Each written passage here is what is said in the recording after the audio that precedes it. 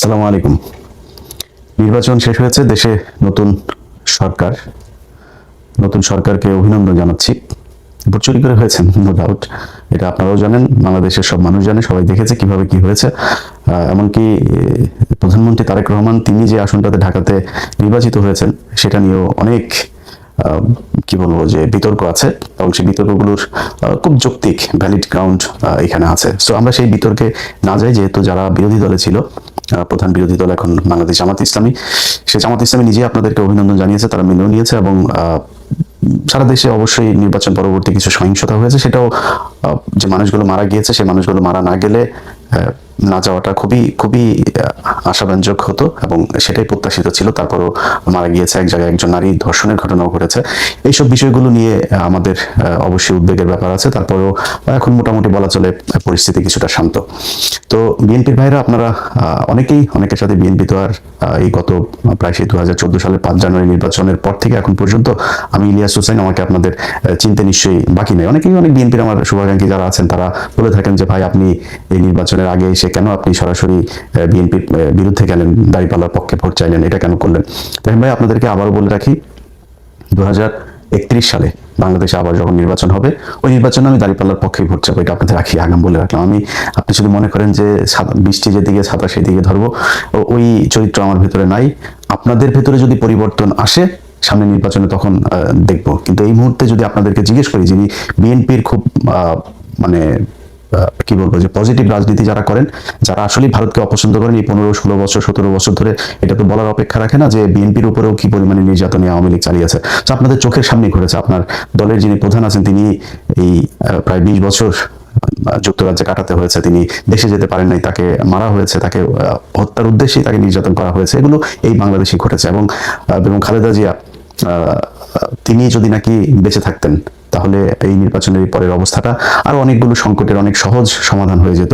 তো তিনিও যে মৃত্যুবরণটা করলেন, আমার বিশ্বাস যে তাকে তিলে তিলে মৃত্যুর মুখে ঠেলে দেওয়া হয়েছে। অনেকেই মনে করবেন যে না, উনি এখন মারা গিয়েছে এই জন্য হয়তো অভিযোগ করেন, কিন্তু ওনাকে স্লো পয়জনিং করা হয়েছে। যদি সেটা করা নাও হয়ে থাকে, উনি যতদিন ধরে দেশের বাইরে চিকিৎসার জন্য যেতে চাচ্ছিলেন, তাকে চিকিৎসার জন্য যেতে দেওয়া হয় নাই, অহেতুক তাকে জেলখানে আটকে রাখা হয়েছে, তাকে মৃত্যুর মুখে ঠেলে দেওয়া হয়েছে, এটা অস্বীকার করার কোনো কারণ নেই। তো এই যে নির্যাতনগুলো চলেছে, আপনাদেরকে একদম মুখ পুছে ফেলার, মানে বিএনপির কিছু লোকজনের অবস্থা দেখলে মনে হয় যেন আমরা তাদের বিশাল আকারের শত্রু। ভাই, নির্বাচনে আপনি যদি চান কোনো প্রতিদ্বন্দ্বী আপনার থাকবে না, সবাই আপনার পক্ষে কথা বলবে, তাহলে তো হাসিনা যেরকম নির্বাচন করেছে সেই নির্বাচন হবে। আপনাকে প্রতিদ্বন্দ্বী নিতে হবে, এবং প্রতিদ্বন্দ্বীদের চাইতে ভালো আপনাকে করে নির্বাচনে জয়ী হতে হবে। এটা এবার যেমন ছিল, সামনে যখন নির্বাচন হবে সেই নির্বাচনে আপনাকে মাথায় এটা রাখতে হবে। এবং সেই প্রিপারেশন যদি আপনার না থাকে, এবার জামাত ইসলামের সাংগঠনিকভাবে তারা আপনাদের সাথে হয়তো খুব নমনীয়ভাবে, দেশের একটা ক্রান্তিকাল চলছিল, এই মুহূর্তে দেশের ভিতরে যদি বিশৃঙ্খলা, আমি আল্লাহর কসম করে আপনাদেরকে একটা কথা বলছি, আমি নির্বাচনের পরে জামায়াতের আমিরের সাথে কথা বলেছি, সেই কথার ভিতরে একদম উনি যা বলেছেন, আল্লাহর কসম করে বলছি, আগে বলছি, উনি যা বলেছেন সেই কথাটাই আপনাদেরকে বলি। ওনার মুখ দিয়ে বললে হয়তো আপনাদের বিশ্বাস নাও হতে পারতো। আমি ওনাকে জিজ্ঞেস করেছিলাম যে আপনারা নির্বাচনের দিন যখন সন্ধ্যার পরে বিভিন্ন কেন্দ্রে ভোট গণনা শুরু হওয়ার পরে আমরা প্রথম দিকে দেখলাম যে সবগুলো আসলে সবগুলো কেন্দ্রের ভোট যখন ফলাফল প্রকাশ হচ্ছে, তখন দেখা যাচ্ছে যে দাঁড়িপাল্লার ভোট বেশি। হঠাৎ করে বিভিন্ন জায়গায় ভোট গণনা বন্ধ হয়ে গেল। প্রথমে নির্বাচন কমিশনের যে ওয়েবসাইট, সেখানে দেখাচ্ছিল একদম প্রথম পরপর 5টা দাঁড়িপাল্লার, একটা ছিল ধানের শীষের। তো সম্ভবত টাঙ্গাইল 5 বা কোন একটা আসনের ফলাফল দেখাচ্ছিল যে ধানের শীষের, আর সবগুলো দাঁড়িপাল্লার। এখন এই সময় এসে নির্বাচনের ফলাফল ঘোষণা করা বন্ধ হয়ে গেল। তো বন্ধ হওয়ার পরে যখন কিনা আপনি করলেন, একসাথে কয়েকটা কেন্দ্রের কয়েক ঘন্টা পরে আপনি দিলেন, 2-3 ঘন্টা থেমে থেকে তারপরে হঠাৎ করে একসাথে, যেমন তারেক রহমানের যে আসনটা, খালিদুজ্জামান ভাই যেখানে দাঁড়িয়েছিল, খালিদুজ্জামান যখন কিনা সম্ভবত 17টা না কয়টা আসনের ফলাফল তারা একসাথে রিটার্নিং অফিসার আপনার সাইন করে দিয়ে দিয়েছেন যে এটা আলাদা কোনো খবর নাই যে কোন কেন্দ্রে কতটুকু। যেটা আমি নির্বাচনের আরো 1 সপ্তাহ আগে থেকে বারবার বলছিলাম যে কারচুপি যেটা হতে পারে, এই যে বলা হয়, মানে আধ্যাত্মিক কথাবার্তা বলা হয়, ভারত আমাদের এখানে জোর করে বসায় দিয়ে যায়, ভারত যা চায় তাই হয়, আমেরিকা যা চায় তাই হয়, এটা আমি মানি না, এটা আমি মানতে চাইও না, ভবিষ্যতেও মানবো না, যে তারা এসে তারপরে ওই কালো জাদু করে তারপরে কাউকে ভোট বেশি পাওয়া যায়। এটা আমাদের দেশের যে ইঞ্জিনিয়ারিং, যে মেকানিজম, সেটার মাধ্যমেই এটা করা হয়। তো সেটা কিভাবে করা হয়? ধরেন আপনি ফলাফল ভোট হয়েছে এক রকমের, আর রিটার্নিং অফিসারের অফিসে যখন যায় তখন রিটার্নিং অফিসার ঘোষণা দেয় আরেক রকম। এই জন্য আমি বারবার বলেছিলাম যে প্রতিটা কেন্দ্রের ফলাফল, কেন্দ্রে যারা থাকবে এজেন্টরা, তারা ওই কেন্দ্রের ফলাফল ঘোষণা করে তারপরে এই কেন্দ্র ছাড়বে। কিন্তু জামাত ইসলামের বিভিন্ন জায়গাতে এই অভিযোগটা আমি নিজেও পেয়েছি যে জামাতের ধরেন এক জায়গায় আমি জামাতের একজনকে জিজ্ঞেস করছিলাম এই যে কি বলে মামুনুল হকের কেন্দ্রে, তো মামুনুল হক হুজুরের এই কেন্দ্রটাতে আমি 100% গ্যারান্টি দিয়ে বলতে পারি যে উনি পাশ করেছেন, ববি হাজ্জাজ এখানে পাশ করেন নাই, কিন্তু ওনার এখানে এজেন্ট নাই। পরে আমি জিজ্ঞেস করলাম যে এই কেন্দ্রটাতে এজেন্ট ছিল, পরে উনি খোঁজ নিয়ে আমার জানালেন যে ওইখানে একজন নারী এজেন্ট ছিল, তিনার ছোট বাচ্চা ছিল, তিনি চলে গিয়েছেন। আরেক জায়গায় একজন গিয়েছিলেন নামাজে, ওই ফাঁকে যা করা করে ফেলেছে। সো আপনাকে এই প্রিপারেশন রাখতে হবে যে এমন একজনকে দিতে হবে যে 24 ঘন্টা থাকতে হবে, যতক্ষণ দরকার হয় এই ফল বের না হওয়া পর্যন্ত তাকে থাকতে হবে।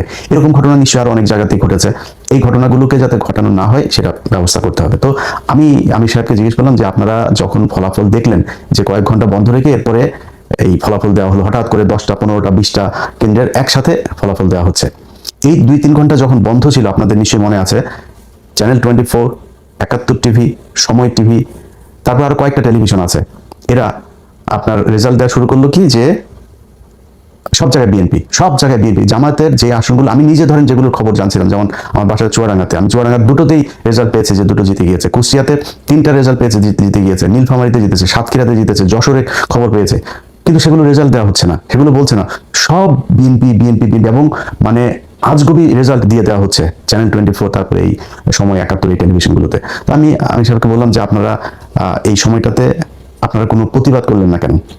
যখন দেখলেন যে আপনাদের রেজাল্ট দেওয়া হচ্ছে না, ওই জায়গাতে আপনাদের উচিত ছিল। ঢাকা 8 মির্জা আব্বাস কখনোই পাশ করে নাই। মির্জা আব্বাসের এখানে কি হয়েছে সেটা বাংলাদেশের সব মানুষ দেখেছে, যে বিএনপি করে সেও জানে কিভাবে পাশ করানো হয়েছে তাকে। তো এই জায়গাগুলোতে তো আপনারা যখন দেখলেন যে ঠিক আছে ঢাকা 13 আমার শেষ, 13 পুরো এস্টাবলিশমেন্ট আপনি 14 নিয়ে যেতে পারতেন, 11 নিয়ে যেতে পারতেন, 8 নিয়ে যেতে পারতেন, এটা করা হয় নাই কেন? যেমন নাহিদের আসনে জামাত ইসলামের বিশাল প্রস্তুতি ছিল, সেখানে কিন্তু কারচুপি করার সর্বোচ্চ চেষ্টা করা হয়েছে, শেষ পর্যন্ত পারেনি। তো এখন এইখানে এগুলোতে করা হলো না কেন? মির্জা আব্বাসের আসনটাতে সেখানে যেখানে কোনো সিল মারা নাই, এক জায়গায় কালো দাগ আছে, তারা নিজে নিজে দাগ দিয়েছে, দাগ দিয়ে তারা বলেছে যে এটা এই পেয়েছে। নির্বাচন কমিশন সিদ্ধান্ত দিল যে যেখানে কালো দাগ পেপারের যে কোনো এক জায়গায় যদি নাকি থাকে, দাগ থাকে, সেটাই ধানের শীষ হিসাবে গণ্য করা হবে। কেন? ধানের শীষ ছাড়া কি আর কোনো মার্কা নাই এখানে? এটা করা হয়েছে। তো এই আমি যতটুকু আমি আপনাদের কাছে সবকিছু বলছি না, আমি যতটুকু ভিতরে মানুষজনের সাথে কথা বলে বুঝেছি যে এই নির্বাচনটা আসলে এরকম একটা ফলাফল জামাতকেও আগে থেকেই বলে রাখা হয়েছিল যে আপনাদেরকে মেনে নিতে হবে। পরিস্থিতি যদি আপনাদের ইয়েতে যায় এবং সেই ক্ষেত্রে যদি কোনো দেশে খারাপ একটা দিকে যায়, তখন কিন্তু আপনারা সামলাতে পারবেন না, আমসালা সব সমানে যাবে। জামাত ইসলাম মেনে নিয়েছে, ঠিক আছে, আমরা তো মানে ভাই জামাত ইসলামের হারানোর কিছু নাই। জামাত ইসলাম আজকে বাংলাদেশের প্রধান বিরোধী দল, 32% ভোট পেয়েছে তারা, না 37% ভোট পেয়েছে তারা, বিএনপি পেয়েছে 52%, খুব বেশি পার্থক্য নাই তো এত কিছু করার পরও। এই যে আমরা গত প্রায় 1.5 বছর, বিশেষ করে সব শেষ 6টা মাস ধরে আমরা বট বাহিনীর কথা শুনেছি। তো বট বাহিনী হলে 32% সব কি বট নাকি? ভোট কি অনলাইনে হয়েছে, ফেসবুকে হয়েছে? ভোট তো সরাসরি হয়েছে। তাহলে এই যে 37% ভোটটা পেলো জামাত ইসলাম, তাহলে এই ভোট কোথেকে আসলো? অতএব জামাত ইসলাম ভোট পেয়েছে, এবং জামাত ইসলাম যেই ভোট পেয়েছে, যদি সব বিতর্কের বাইরে যে মনে করি যে নির্বাচনটা সুষ্ঠু হয়েছে, এই সুষ্ঠু নির্বাচন হয়ে থাকলেও জামাত ইসলামের জন্য বিশাল ব্যাপার। আজকে এই 2026 সালে এসে আমরা কথা বলছি, কারণ আমাকে যদি আপনি জিজ্ঞেস করেন যে ভাই বিএনপি জিতে গেল, জামাত হেরেছে, তাতে সমস্যা কি? জামাত কি সারা জীবন ক্ষমতায় থাকবে নাকি? আমি জামাতকে পছন্দ করি, জামাত সারা জীবন ক্ষমতা, জামাত বিরোধী দলে যাবে, জামাত ক্ষমতায় আসবে, এটাই তো আমরা চেয়েছি। তাতে সমস্যাটা কোথায়? শেখ হাসিনা দেশে নাই, এটার চাইতে সন্তুষ্টি আর কিছু নাই। এখনো মাঝে মধ্যে ঘুম থেকে ওঠার পরে মনে হয় যেন শেখ হাসিনা কি নাই, আসলে এটা সত্যি কল্পনার ভিতরে আসে।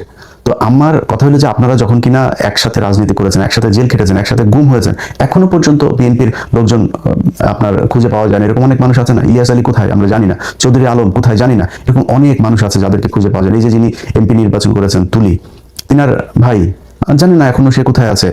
এই যে গুমগুলো হয়েছে, খুনগুলো হয়েছে, খিলগাঁয়ের জনি, তার বুকের মধ্যে 10টা না 12টা গুলি করা হয়েছে, মৃত্যুর পরেও তার বুকে গুলি করা হয়েছে। এগুলো কি ভাই অনেকদিন আগের কথা নাকি? মাত্র এই 2-3 বছর আগের মধ্যে এর মধ্যেই সবকিছু ঘটেছে।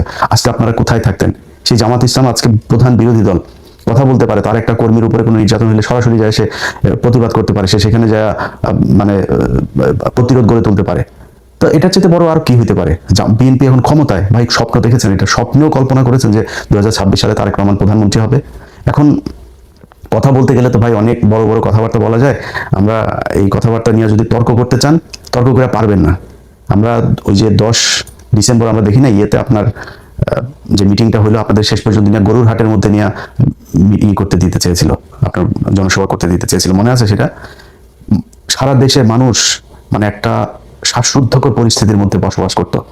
একটা ককটেল ফুটেছে, তাও অনেক দূরে, সেই কাকরাইল মোড়ে না কোথায়। আপনার মহাসচিব পরবর্তী কর্মসূচি ঘোষণা না করে দৌড় দিয়েছিল, আবার ফের স্টেজে উঠে এসে এরপরে কর্মসূচি ঘোষণা করে তাড়াতাড়ি দৌড়।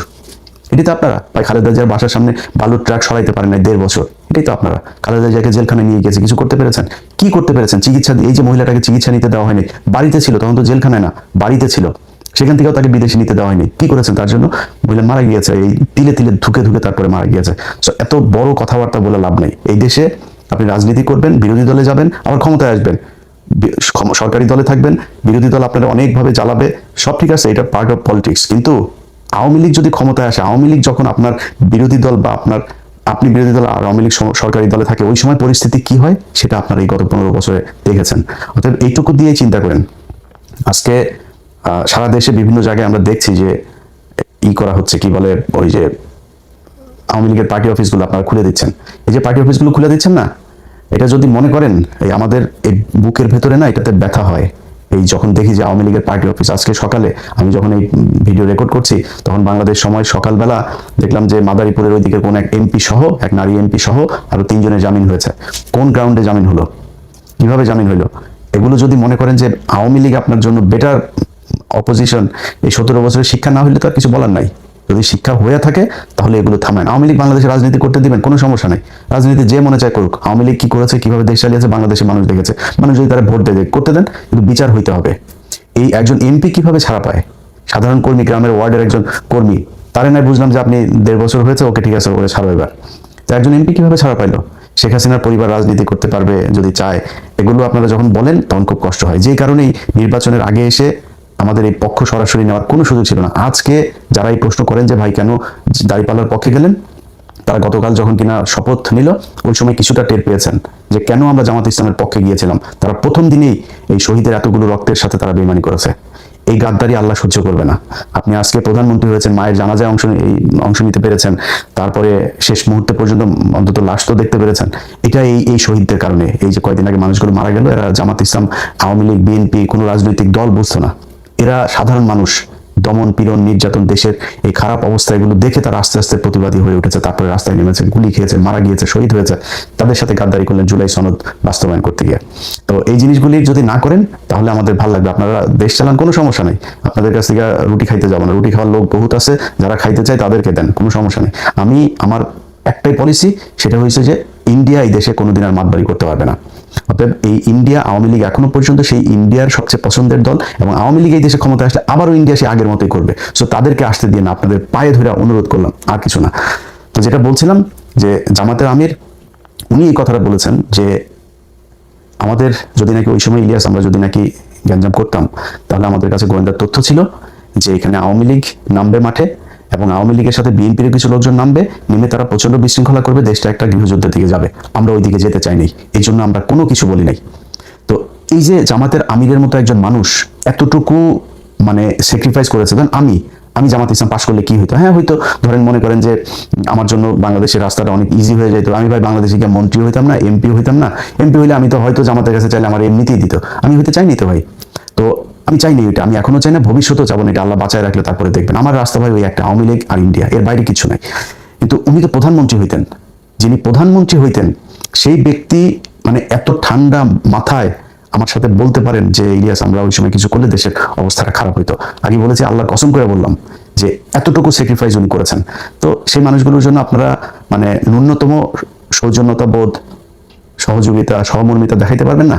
এদেরকে আক্রমণ করে কথা বলতে হবে। চারিদিকে যে অবস্থা, সেই 71 রাজাঘাট এইসব বলে কথা বলা, যে বডি ল্যাঙ্গুয়েজে আপনার গত 2-3 দিন সালাউদ্দিন, আমির খসরু আর হলো গিয়া এই মির্জা ফখরুল কথা বলেছে, ভাই এটা যদি এই চেহারা যদি তাদের আজ থেকে 5 বছর আগে দেখতাম, প্রশ্নই আসে না আওয়ামী লীগের বিরুদ্ধে এত ফাইট করতাম, নিজের পরিবার সবাইকে এত বিপদে ফেলে দিয়ে, কখনই করতাম না। তো যাই হোক, আজকের এই ভিডিওটা যে কারণে আপনাদেরকে কথাগুলো সেই কারণে বললাম, সেটা হচ্ছে যে ভাই আপনারা ক্ষমতায় এসছেন, দেশ চালান, কোনো সমস্যা নাই। আপনাদের যে মন্ত্রিসভা গঠন করেছেন, এই মন্ত্রিসভা আমরা এদেরকে আগেই চিনি। ধরেন একজনের কথা বলি, এই যে ইকবাল হাসান মাহমুদ টুকু, না এই ইকবাল হাসান মাহমুদ এই বদমাইশ না, সেই যে বিদ্যুৎ চুরি করেছিল, যে বিদ্যুৎ খাতে যে লুটপাট করেছিল, এই বদমাইশই তো। সেই বদমাইশে আবারও আপনারা সেই বিদ্যুতের খাতেই দিয়েছেন। আপনার এই চোর আপনার সালাউদ্দিন, তারা স্বরাষ্ট্রমন্ত্রী বানিয়েছেন। এরকম আরো অনেক চোর আছে, যে চোরেদেরকে আপনারা আবার বসে, কিছু ভালো মানুষও আছে। এই যে আলতাফ হোসেন চৌধুরী লোকটা যদি আসতো ইতে অনেক ভালো লাগতো। ওই যে সাকা চৌধুরীর ছেলে উমাম কাদের চৌধুরী, উনি যদি আসতো অনেক ভালো লাগতো। নতুন ইশরাক এসেছে, একটা ভালো পছন্দ। তারপর এরকম আরো আরো অনেকেই ছিল যাদেরকে আপনারা আনতে পারতেন। এটা আমাদের আলোচনার বিষয় না যদিও, কিন্তু এখানে যে চোরগুলোকে এনেছেন, এই চোরগুলো দিয়ে এই যে মির্জা কি বলে ফখরুল ইসলাম আলমগীর, এই মির্জা ফখরুল ইসলাম আলমগীরের ভাই তো মনে করেন এখন লুটপাট করে মানে অস্থির বানায় দিবে। আপনার হাতে রিজার্ভ আছে কত ভাই? রিজার্ভ কত? ডক্টর ইউনূস তো তেনা তুনা পেঁচায়া, আকুর বিল বাকি, আদানির বিল বাকি, বিশ্বব্যাংকের বাকি, কিস্তি বাকি, IMF এর কিস্তি বাকি, বিভিন্ন বাকিটা কি করে শেষের দিকে এসে আমরা $29 বিলিয়ন রেখে গেলাম। এই $29 বিলিয়ন ভাই, এই রোজার পরই অবস্থাটা দেখেন না, অলরেডি ডলারের দাম ঊর্ধ্বমুখী। আজকে জ্যাকসন হাইটে গিয়েছিলাম, দেখলাম যে আমি গত 3-4 দিন আগে জ্যাকসন হাইটে গিয়ে দেখলাম কত যেন আজকে তার চাইতে $1 বেশি। তো ডলারের দাম বেড়ে যাচ্ছে। তারপরে জিনিসপত্রের দাম, এখন এই যে রমজান এসেছে, জিনিসপত্রের দাম বাড়ানো, নানান চ্যালেঞ্জ সরকারের হাতে। তো এই যে জায়গাগুলো আপনারা এমনিতেই তো ভাই অস্থিরতার মধ্যে থাকবেন, তার উপরে এসে আবার এখন রাজনৈতিক যে বিরোধী দলটা আপনাকে সহযোগিতা করতে যাচ্ছে, সেই বিরোধী দলটাকে আপনি খোঁচায় খোঁচায় খোঁচায় খোঁচায় আবার সেই 71-72 এসব 71-72 ট্যাবলেট বাংলাদেশের মানুষ আর খাবে না।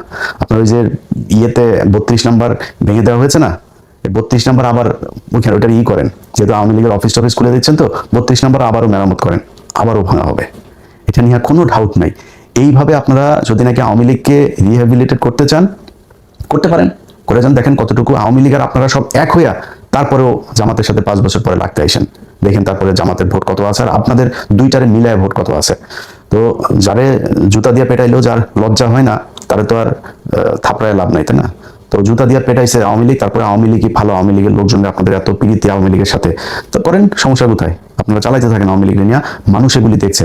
আপনি যদি মানুষের মাইন্ড রিড করতে না পারেন, তাহলে এই আওয়ামী লীগের যে অবস্থা হয়েছে, আপনাদের অবস্থা ঠিক ওরকমই হবে। আপনারা আওয়ামী লীগ এবং এই ইন্ডিয়ার আজকে এই জুলাই আন্দোলনের একদম মূল এজেন্ডা ছিল হচ্ছে এই দুইটা, যে আওয়ামী লীগ ইন্ডিয়া, এই দুইটার ব্যাপারে মানুষ এত পরিমাণে খেপেছিল, সেই দুইটারই আপনারা বিশাল প্রীতি দেখাইতে যাচ্ছেন। মন্ত্রী পরিষদটা আমি যদি নাকি নাম ধরে ধরে বলি, ওনার যত সব প্রভাবশালী লোকজন, তো আর নতুন করে আর বিতর্ক বাড়াই না, বাট আমার কাছে মনে হয়েছে যে একদম 8-10 জন একদম ইন্ডিয়ার মানে পয়দা করা মন্ত্রী এখানে বানানো হয়েছে, একদম চিহ্নিত ইন্ডিয়ান রয়্যাল এজেন্ট, তাদেরকে এখানে মন্ত্রী পরিষদে বসানো হয়েছে। তো সেই মানুষগুলিকে নিয়ে আপনারা বাংলাদেশের মানুষের সাথে তামাশা করলেন, জুলাই সনদই করলেন না, করতে থাকেন, সমস্যা নাই। এই পৃথিবী শুধু 5 বছরের জন্য না। আজকে আপনারা যে চেয়ারে বসে আছেন, এই চেয়ারে আপনাদের যে বহু প্রতাপশালী শেখ মুজিব ছিল, বহু প্রতাপশালী শেখ হাসিনা ছিল, আজকে তাদের অবস্থা কোথায়? শেখ হাসিনার দিন কাটে এখন, আগে 2-1 বোতল খাইতে, এখন মনে হয় 8-10 বোতল পেন্সিডিল খায়, তার দিন কাটে। কোথায় সে আওয়ামী লীগ? আর আওয়ামী লীগের লোকজনরে বললে তারপরে শেষ করি, ভাই তোদের যদি লজ্জা শরম কিছু থাকতো, তোরা আবার এখন ফেসবুকে করিস। ওই তারেক রহমানের মেয়ের একটা ভিডিও বের হয়েছে, সেই ভিডিও দিয়ে তারপরে এক জায়গায় দেখলাম লিখেছে যে ওদের শেখ পরিবারের মেয়েরা নাকি বিশাল আকারের সম্মানিত, তারা নাকি জীবনে, তোদের শেখ পরিবারের একটার জামাই হইল গিয়া ইহুদি, একটার বউ খ্রিস্টান, একটার যায় আকাম কুকাম করিস ইন্ডিয়াতে, তোদের তো বাংলাদেশে কিছুই নাই। তারেক রহমানের মেয়ে কোন গানে গিয়ে বন্ধু বান্ধবীর সাথে পড়াশোনা করে সেখানে গিয়ে সে ফান করেছে, সেটা তো বহুত ছোট জিনিস। তারেক রহমানের তো আর তার মেয়েরে তো আর ওই লন্ডনে তো আর ফেলে দিয়ে আসে না আরেকজনের সাথে, ওরা এটা নিয়ে করে। ওদের যদি লজ্জা শরম কোনো কিছু যদি থাকতো, ওদের যেভাবে জুতায় বাংলাদেশের মানুষ পাঠিয়েছে, ওরা এতদিন অন্তত মানে পায়ে ধরে হাতে ধরে মাপ চাইতো যে ঠিক আছে আমরা যা ভুল করেছি আর ভুল করবো না। ওরা আবার ঘাট তারাম করে এখনো ভাব মারে, ওরা আবার নাকি নাই করে তারপরে পোক্ত হয়ে বাংলাদেশের রাজনীতি শুরু করবে। তো তোদের জন্য তুই মনে করিস না যে এই বিএনপি তোদেরকে সাপোর্ট দিয়ে রাখবে, বাংলাদেশের মানুষ সব মারা গিয়েছে? এত মারা যায়নি তো। এই জামাত শিবির আজকে যে অবস্থানে আছে না, এর চেয়ে আরো ভয়ঙ্কর, খুব ভার্নারেবল একটা পজিশনে থেকেও কিন্তু তারা এই দেশে ফাইট করেছে, পালায় যায়নি কেউ, রাজনীতি করেছে এই দেশে। এখন তো তাদের অবস্থা অনেক ভালো, চাইলেই উপরে ফেলা যাবে না, একদম নিষিদ্ধ করে এগুলি করে যাবেন। আওয়ামী লীগই তাদেরকে একদম একদম পরিপূর্ণ করে দিয়ে গিয়েছে। যাদেরকে এতদিন বলা হইতো যে রাজাকার ছিল, মুক্তিযুদ্ধের সময় জীবিত ছিল, সব ফাঁসি দিয়ে দিয়েছে। এখন কি বলবি? এখন এদেরকে রাজাকার বলবি, এদেরকে ফাঁসি দিবে, এদের বিচারে আওতায় আনবি, কিনে আনবি। চাঁদাবাজিও করে না, ধান্দাবাজি করে না, টেন্ডারবাজি করে না, মানুষের মেয়ে মানুষের দেখলে টিচিং করে না, কিছুই করে না। তো তাদেরকে তুই নিবি কেমনে? আবার এই হাসিনার মতো ওই যে ইন্ডিয়ারে নিয়ে তারপর ওইভাবে, ওইটা অত ইজি হবে না বিষয়টা। তো এটা করতে আসলে সেই পরিস্থিতি কি হয় সেটা বাংলাদেশের মানুষ দেখিয়েছে জুলাই মাসে। যদি এরকম পরিস্থিতি আবার আসে, এই দেশের মানুষ আবারও রক্ত দেবে। রক্ত দিলে আমার মনে হয় যে ভুল করেছে, যে চোর বাটপার, আন্তর্জাতিক ন্যাশনাল সব চোর বাটপারদেরকে বসাইছিল, ওরকম চোর বাটপার ইনশাল্লাহ আর বসবে না। একদম শুরু থেকে মানুষ বুঝবে। আমরাও মানে ওই খোলা পানিকে আমরা ওই যে দই মনে করেছিলাম, চুন দেখে আমরা দই মনে করেছিলাম, ওইটারে মনে করে তারপরে সবার কত প্রশংসা। আমি নিজেই বলেছি এই ইউনূসকে 20 বছর চাই ভাই, প্রতিটা উপদেশটা চুরি করতে করতে দেশটার একদম ধ্বংস করে দিয়ে গিয়েছে। তো এই ধ্বংসস্তূপ থেকে তারেক রহমান টেনে উঠাবে, এটাই বিশ্বাস। মন্ত্রী পরিষদ নিশ্চয়ই উইদিন 6 মান্থ বা 1 বছরের মধ্যে এটার পরিপূর্ণ একটা হবে, নিশ্চয়ই তারেক রহমান সেই জায়গায় নিয়ে আসবে। আর ভাই, আপনারা যারা মন্ত্রী টন্ত্রী এমপি টেমপি আছেন, চুরি করার সুযোগ পাবেন, কিন্তু দেশের একদম ওই দেউলিয়া বানায় তারপরে যদি চুরি করতে যান তাহলে কিন্তু সমস্যা হবে। যাই হোক, ভালো থাকেন। আপনাদের কাছে বিচার দিয়ে রাখলাম, যারা বাংলাদেশে বিএনপি করেন ভাই, আপনাদের কেন্দ্রীয় নেতারা সোল্ড হইতে পারে। আপনারা বিশাল বড় দল, আপনাদের এই দলে অনেক মানুষ আছে এবং এই দলের বেশিরভাগ মানুষই ভারত বিরোধী, আওয়ামী লীগ বিরোধী। আমি আজকে কিছুক্ষণ আগে ভিডিওটা করার ফরিদপুরে দেখলাম যে তারা অফিস খুলেছে, আবার বিএনপির লোকজন গিয়ে সেই অফিসে তালা মেরে দিয়ে এসেছে। আপনাদেরকে স্যালুট। যারা তৃণমূলের নেতা কর্মী আছেন ভাই, এই মির্জা ফখরুলদের সমস্যা হয় না। মির্জা ফখরুলের মেয়ে অস্ট্রেলিয়া ছিল, তার ঘর জামাইটা অস্ট্রেলিয়া ছিল, টাকা পাঠায়, আওয়ামী লীগই টাকা পাঠাইতো, তারা ভালো থাকে। আপনাদের সালাউদ্দিনের শিলংয়ে নিয়ে ভিআইপি রিসোর্টে নিয়ে রাখে, এদের সমস্যা হয় না, সমস্যা আপনাদের হয়। সো আপনাদের চোখের সামনে যদি আওয়ামী লীগের অফিস খুলবে, তারা রাজনীতি করবে এই দেশে, এটা দেখতে যদি আপনাদের ভালো লাগে তাহলে কোনো সমস্যা নেই। আমরা তো ভাই খারাপ নাই, আমরা তো দেশের জেল খাটি নাই, আমরা দেশে পুলিশের দৌড়ানি খাইনি, আপনারা খেয়েছেন। আপনাদের যদি সেটার পরে লজ্জা না হয় তাহলে আর কি করা করেন, যেমন ভালো লাগে। ভালো থাকে।